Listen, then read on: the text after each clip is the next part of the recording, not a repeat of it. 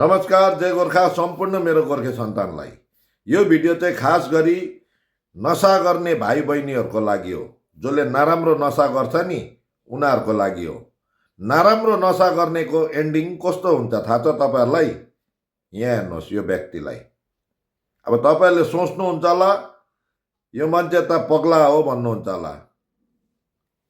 यो मान्छे नशा गर्नु नपाएर चाहिँ यो हालतमा पुगेको अहिले बुझ्नुभयो। यो मान्छे एक समयमा सिलगढी टु दार्जिलिङ ट्याक्सी गाडी कुदाउँथे नि, अन्त अहिले हालत हेर्नुहोस् त एन्डिङ। यो नराम्रो नशाको लत लागेर चाहिँ उसको एन्डिङ हेर्नुहोस् न कस्तो भइरहेको छ। उसको फ्यामिली थियो, बुढी नानी थियो, अहिले त्यो बुढी नानी कहाँ छ उसलाई पनि थाहा छैन। नशाले गर्दा नशाले चाहिँ घर बर्बाद पार्छ नि। जसले पनि आमा बाउलाई रुवाएर पैसा चोरेर नराम्रो नशाहरू गर्दैछ नि तिमीहरूको पनि एन्डिङ चाहिँ यही हो नि। नराम्रो सङ्गत र नराम्रो नशाले नि मान्छेलाई कहिले राम्रो हुँदैन।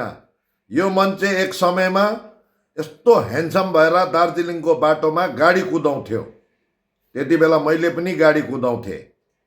अन्त अहिले हालत हेर्नुहोस् त यो मान्छेको। त्यही कारणले भाइ बहिनी हो, अहिले पनि समय छ सुध्रिहाला। मनुष्यको जीवन एकैपल्ट हो। हामी घरिघरि जन्मिँदिन। अन्त एकपल्टको जीवनलाई नि आफ्नो घर परिवारसित हाँसी खुसी बिताउनु पर्छ। मनुष्यलाई आफ्नो शरीरमा बिमारी भइहाल्यो भने पनि लाखौँ करोडौँ रुपियाँ खर्च गरेर चाहिँ त्यो बिमारी जाती पार्छ। अन्त हाम्रो भाइ बहिनीहरूले चाहिँ एकपल्टको जीवनमा नराम्रो नशाहरू खाएर आफ्नो जीवन बर्बाद गर्दैछ। अहिले पनि समय छ भाइ बहिनी हो, तपाईँहरू सुध्रिहाल्नुहोस्। आमा र बाउले भनेको कुरा मान्नुहोस्, नभए चाहिँ तपाईँहरूको एन्डिङ पनि यो व्यक्ति जस्तै हुन्छ नि।